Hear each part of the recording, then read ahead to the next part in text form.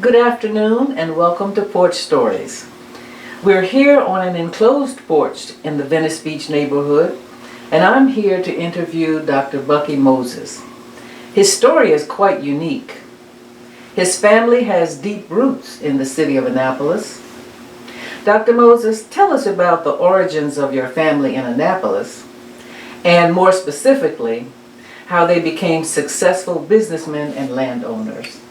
Jane Minsky was the founder of our family. She was an enslaved African. We don't know who her mother and father were. She was born in 1759 and she died in 1858. That meant she was 99 years old when she died.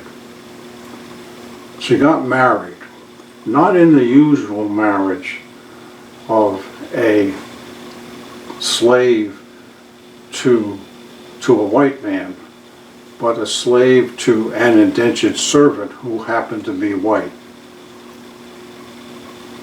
And he was born, and there's some question he might have been older than we think he is, in 1801.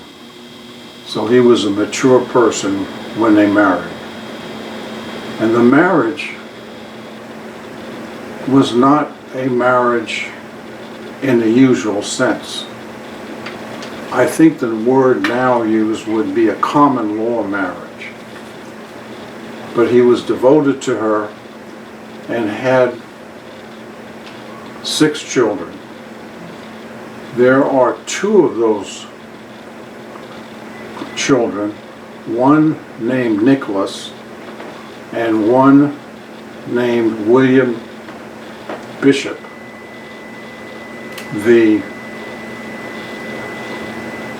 The second. But we're going to talk first about William Bishop the first. He was from County Cork, Ireland.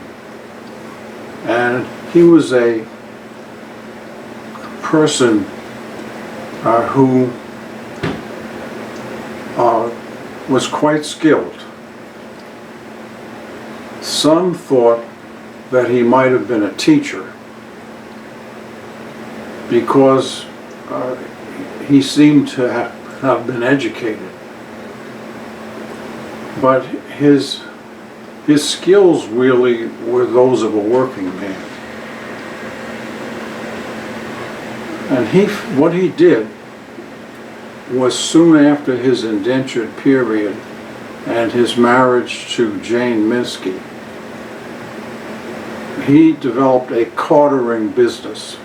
Now the word carter during those years in Annapolis was a person who transported goods. And coal was available to the people of Annapolis. So a large number of the people actually used coal to heat their homes. There was a lot of building going on out of wood, so he transported wood. And this gave him the skill to actually learn to use his money. And what he earned, he not only saved, but he saved it to invest it. And I think at that time, as it is now, that the real estate was how you made your money. And actually, in a summary written by Herbert Scurlock's wife, who presently is still alive and is located just across the way here. His wife wrote a treatise. And in one page, it actually described the kinds of property that William Bishop I actually owned or had lent money to members of his family to buy the houses. Many of these houses were on Cornhill Street, but also the property on Church Circle, where the family went to church. That property stayed in the family for at least 100 years. And part of that property actually became the property that developed into the emergency hospital, which was still in existence in 1950. Actually, the founder of that of the emergency hospital was the grandson of William Bishop I, and his name was William Bishop III. Now, William Bishop II was able to maintain the real estate interests, but also added contracting. And he actually helped to dredge the Annapolis harbor. Now, William Bishop III was a doctor. And it's interesting that he got his start because William Bishop, his grandfather, had developed a lot of interest in education. And he actually made available the money that sent young William Bishop III to medical school. So it was fascinating how this took place. So now let's talk about your family's beginnings at Highland Beach. What can you tell us about that? The involvement with Highland Beach starts with the relationship between my grandfather and his father, both of whom were named Cornelius, and the last name was Ridgely. The Ridgeleys are related by blood to the Evanses, who were well known at Highland Beach. The other family was the Wormleys, who were very good friends of my great-grandfather and my grandfather. They camped at Highland Beach. The camping went on before the building of the house, because there are pictures that my daughter has which actually show this. And there are pictures of my grandfather and the tents that the Wormley family and the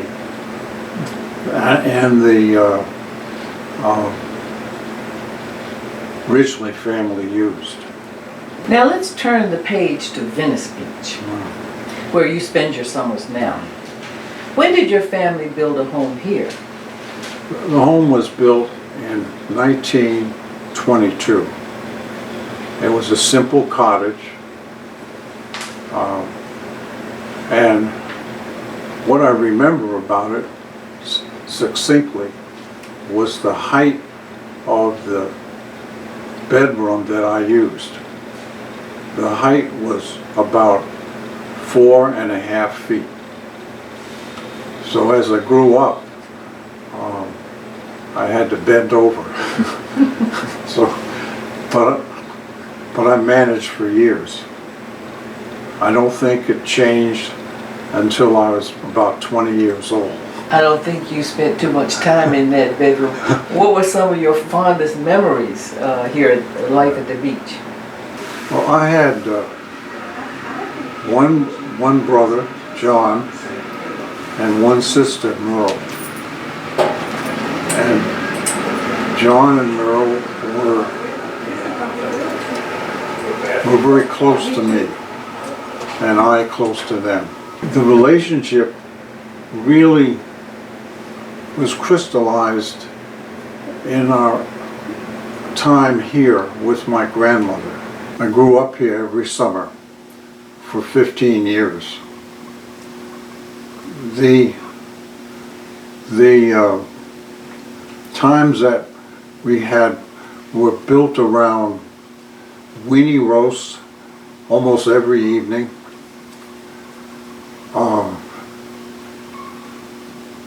We put marshmallows on a stick. The pavilion was up and running, and it had it provided an opportunity for us to get to know one another. We had a boys' band. We were entertained by Monty Cobb with lectures, and he was a great talker. And we had dances. Well, tell us about your swimming. Yeah. How did you learn to swim? Well, I swam every day. In the morning, when I was very young, around 5 or 6 years old, my grandmother supervised a group of kids at the beach. And we would go down to the beach and swim in the shallow water.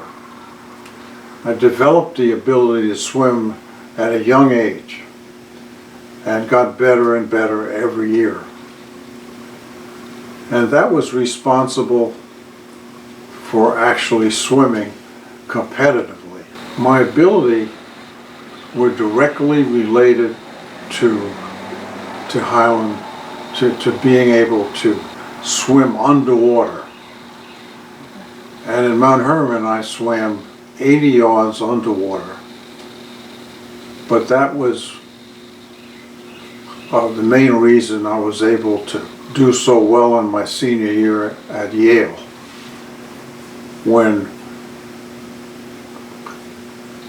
I was very close to all my competitors and would win events. I won 7 out of 8 dual meet events, primarily because they couldn't track where I was, even if I was swimming alongside of them, because they were on top of the water and I was underwater, particularly for the first lap and the last lap. So that's my swimming career. And that's how your swimming carried over into your adult life. Yes. Now you spent much time away from here. Your career took you away to the West. But what influenced you to move back here? Yeah. Well, my wife died, and 8 months after she died, I came back here, and I had a memory of an experience of watching Charlene Drew Jarvis running around the beach. We were on a beachfront sitting by a tree, and there were several people whom I have been friends with for years, who were there. And I couldn't take my eyes off of Charlene, who was in a bathing suit. She was very tanned, and she had long black hair, and it bounced around her head as she ran. I was 20 years old, a junior at Yale, and she was 12 years old. That memory never left me. So when I arrived here 55 years later, I told her about that. She had no idea that she was being observed by me. And that's how we got connected. And that was the event that stuck in my mind, because I had reminders of it. Sometimes I would actually dream about her. I knew nothing about her accomplishments at all, just that experience. But we had a lot in common, and we have been married for a time now, and we get along very well. Thank you so much, Dr. Moses, for your interview. We learned a lot, and I'm sure everyone watching Porch Stories is going to enjoy it. Thank you.